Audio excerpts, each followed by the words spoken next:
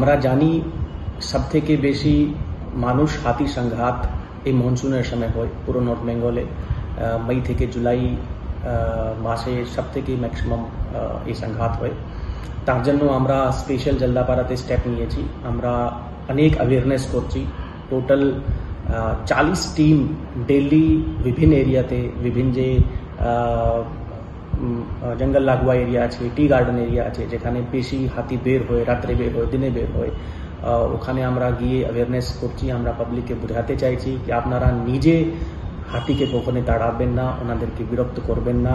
আপনারা যখন খবর পাবেন কোনো হাতি আপনার গ্রামে ঢুকেছে, আপনারা ফরেস্ট ডিপার্টমেন্টকে বলুন এবং আপনারা নিজে বাড়ি থেকে বের হয়ে ওনাদেরকে তাড়ানোর চেষ্টা করবেন না।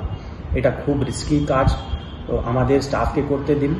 আমরা ডেইলি রাতে 28 টিম ডিউটি করছে, মোটামুটি 200 লোক ফরেস্ট স্টাফ এবং JFMC মেম্বার মিলিয়ে এলিফ্যান্ট এবং মানুষের সংঘাতকে রোকথাম করার জন্য ডেইলি রাত্রে ডিউটি করছে, 24/7 ডিউটি করছে এবং রাত্রে বেশি ডিউটি করছে। আমরা daily 2000 SMS public representative, different OCIC, BDO, প্রধান এবং যা যা মেম্বার রয়েছে ওনাদেরকে আমরা ডেইলি মেসেজ করি কোথায় হাতি আজকে আছে, কোথায় বের হতে পারে, আমরা লোকেশন ওনাদেরকে জানাই এবং আমরা ডেইলি GPS বেসড মনিটরিং করি, GPS বেসড পেট্রোলিং করি আমাদের টিম ডেইলি যারা ডিউটি করে। তো আমি এবং যে যারা জলদাপাড়া লাগোয়া এরিয়াতে ফেন্সিং আছে, 100 কিলোমিটার লং ফেন্সিং রয়েছে, আমরা টোটাল ফেন্সিংকে এখন রিপেয়ার করছি এবং আমরা পাবলিককে জানাতে চাই যে কন্টিনিউসলি ফেন্সিংকে মেনটেন করলে ওটা ভালো কাজ করবে।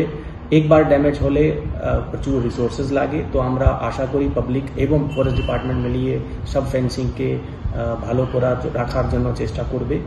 এবং আমরা জলদাপাড়াতে এবছর মোটামুটি 700 একড় গ্রাসল্যান্ড রেডি করছি। তার জন্য আমরা মোটামুটি 14 থেকে 16 জায়গা এবং 10 থেকে 12 স্পিসিস আমরা রেডি করেছি। ওটা আমরা এই মনসুনের যে সময় চলছে আমরা ফিল্ডে ওটাকে লাগাবো।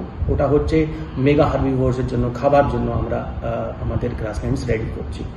আমরা আশা করি পাবলিক আমাদের সাপোর্ট করবে এবং ফরেস্ট ডিপার্টমেন্ট এবং জঙ্গল লাগোয়া এরিয়াতে এবং টি গার্ডেন এরিয়াতে যে পাবলিক থাকে সব মিলিয়ে মানুষ হাতির সংঘাতকে কমাতে পারবে। Thank you.